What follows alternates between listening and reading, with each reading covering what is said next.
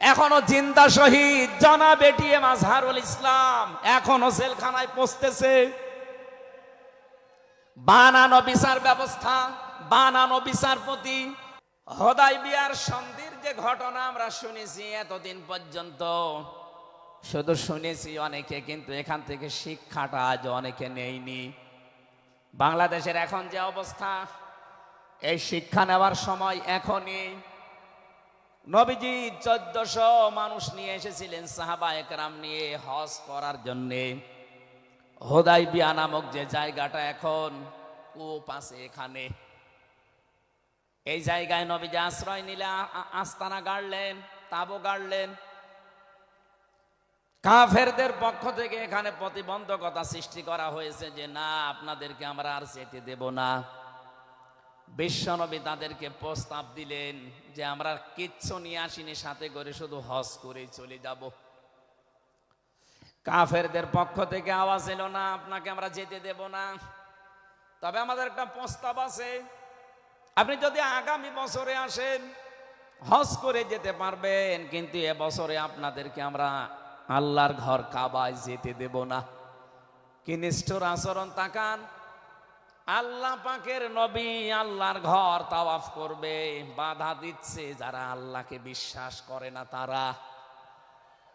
বাংলাদেশে 50টা বছর কোরআনে কারীম প্রচার করেছে যারা, কোরআনের পাখি শহীদ আল্লামা দেলাওয়ার হোসাইন সাইদি রহমতুল্লাহ আলাইহি, তার নামে মামলা দেওয়া হয়, কেস দেওয়া হয়, তিনি নাকি ধর্মীয় অনুভূতিতে আঘাত দিয়েছে। আমার তো মনে হয় 1500 বছর আগে নবীজিকে যারা বাধা দিয়েছিল আল্লাহর ঘর কাবায় হজ করতে দেবে না, 1500 বছর পরে যেন তাদের প্রেতাত্মারাই ফিরে এসেছে। আল্লাহর নবী বললেন ঠিক আছে, ওসমানকে পাঠালাম। হযরত ওসমান ইবনে আফফান রাদিয়াল্লাহু তাআলা আনহু তিনি গেলেন। হযরত ওসমানকে তারা আটক করার পরে ঘোষণা দিয়ে দিল কতিলা ওসমান ইবনে আফফান, ওসমানকে হত্যা করা হয়েছে। এ সংবাদ যখন নবীজির কাছে এসেছে, যশোরবাসী খুব খেয়াল করেন, এখানে হযরতে ওসমানকে তারা হত্যা করার ঘোষণা দিয়ে মিথ্যা একটা সংবাদ পাঠিয়ে দিয়েছে নবীজির কাছে। নবীজি সাহাবায়ে কেরামকে বললেন, যারা ইহরামের কাপড় পরে এসেছিলে সব এখন খুলে ফেলো। সাহাবায়ে কেরাম বলেন, হে রাসূল, ইহরামের কাপড় খুললে হজ? বলে হজ আগামী বছর। বাংলার মুসলমানেরা, আমি কেন বলছি এই আয়াতটা 2-1 মিনিট পরে আপনি টের পাবেন। দ্বিতীয় নম্বর, নবীজি বললেন আজকে রমজান মাস, এটা রমজান মাসের এখন আর আধা ঘন্টা 1 ঘন্টা সময় আছে মাত্র ইফতারি করার, এখনই ভেঙে ফেলো, ইফতারি করে ফেলো। দরকার আগামীতে রোজা আবার রমজানের সিয়াম আবার করে দেওয়া যাবে।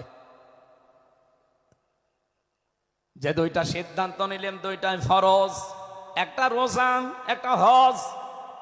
নবীজি কিন্তু জানতেন ইহরামের কাপড় খুলে ফেললে হজ ভেঙে যাবে, আর একটু পরেই তো ইফতারি করলে রোজাটা হয়ে যায়। বিশ্ব নবী বলেন না এক্ষুনি রোজা ভেঙে ফেলো। আবার বলছে কান খাড়া করেন, আমি কিন্তু 2 মিনিটের ভেতরে জায়গায় যাব।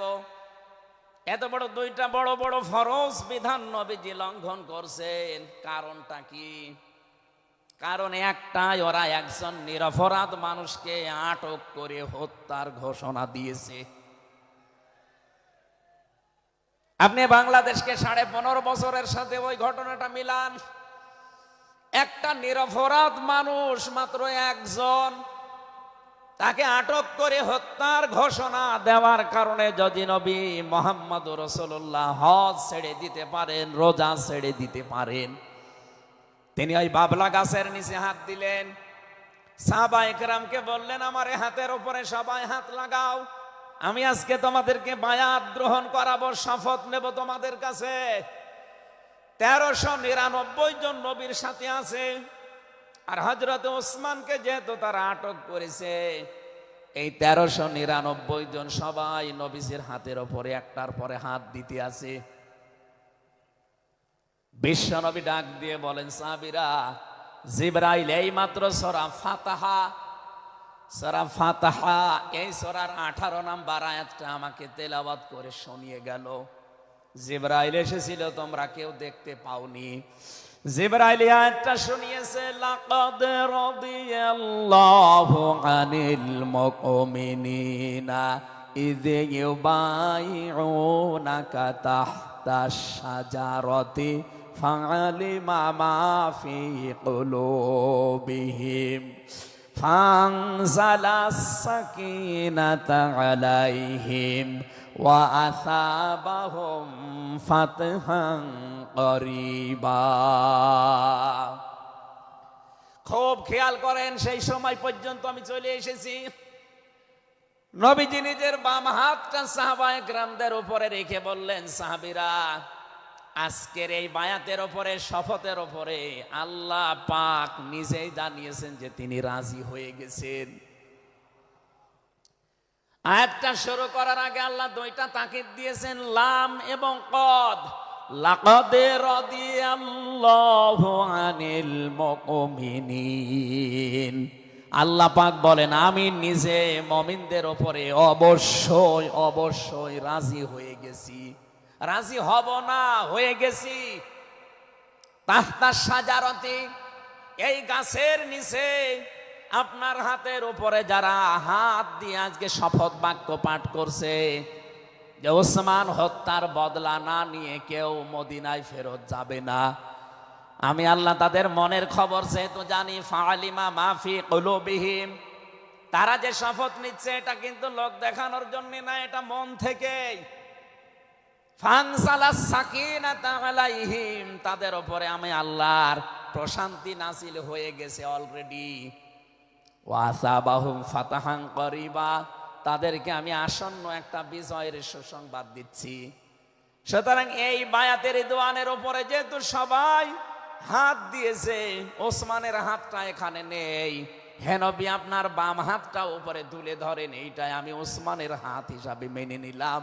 তার মানে 1400 মানুষের উপরে আমি আল্লাহ অলরেডি রাজি হয়ে গেছি। আমার মুসলমান ভাইরা, এবার আমি খেয়াল করার জন্য আর একবার বলছি, এইটা বলার জন্য আমি এতক্ষণ ঘুরছিলাম। একটা নিরপরাধ মানুষকে ওরা মিথ্যা তথ্য ছড়িয়েছে যে আটক করা হয়েছে, মেরে ফেলা হয়েছে, হত্যা করা হয়েছে। নবীজি একজন মানুষের জীবনের বদলা নেওয়ার জন্য 1400 মানুষকে তিনি বায়াত করাচ্ছেন, শপথ বাক্য পাঠ করাচ্ছেন।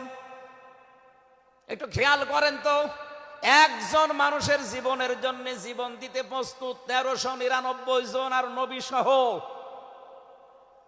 এমন বাক্য তিনি পাঠ করিয়েছেন, এমন শপথ নিয়েছেন যে আল্লাহ অলরেডি রাজি হয়ে আয়াত নাজিল করছেন। নবীজি বললেন ওরা ওসমানকে হত্যা করেছে, ওসমান একজন নিরপরাধ মানুষ। একটা নিরপরাধ মানুষকে বিনা কারণে আটক করে হত্যা করেছে, ওদের কোনো ক্ষমা নেই। আমরা আজকে এই 1400 মানুষ শপথ নিলাম, ওদেরকে হত্যার প্রতিশোধ না নিয়ে আমরা কোনোদিন আর মক্কা মদিনায় ফেরত যাব না। আমার তো মনে হচ্ছে বাংলাদেশে এখনো বহু মানুষ বিনা কারণে যাদেরকে হত্যা করা হয়েছে, নিরপরাধ মানুষগুলোকে ফাঁসির কাস্টে ঝোলানো হয়েছে, কত মানুষকে মৃত্যুর দিকে ঠেলে দিয়েছে। এখনো জিন্দা শহীদ জনাব এটিএম আজহারুল ইসলাম এখনো জেলখানায় পচতেছে। বানানো বিচার ব্যবস্থা, বানানো বিচারপতি, নিজেদের উকিল, নিজেদের পিপি, নিজেদের সাক্ষী, নিজেদের রায় সব দিয়ে একটা মানুষকে আর 17 বছর আপনি আটক করে রেখেছেন। আমার তো মনে হয় এখন সময়ের দাবি, সূরা ফাতিহা থেকে যেহেতু তাফসীর শুনছেন, আজ এই বাংলার 18 কোটি জনগণের উপরে যদি আল্লাহ পাক খুশি হতে চান, এই নিরপরাধ মানুষগুলোকে জেলখানা থেকে মুক্ত করা লাগবে।